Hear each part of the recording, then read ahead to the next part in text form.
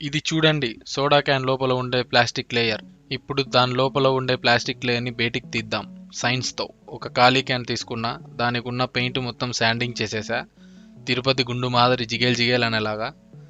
తర్వాత ఒక జార్లో కొంచెం వాటర్ పోసి కాస్టిక్ సోడా వేసి బాగా మిక్స్ చేసేసా.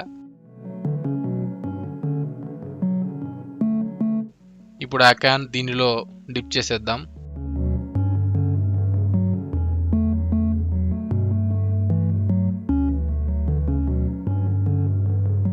కొద్ది నిమిషాల తర్వాత చూడండి, అల్యూమినియం మొత్తం డిజాల్వ్ అయిపోయింది. మిగిలింది మాత్రం ఈ థిన్ ప్లాస్టిక్ లేయర్.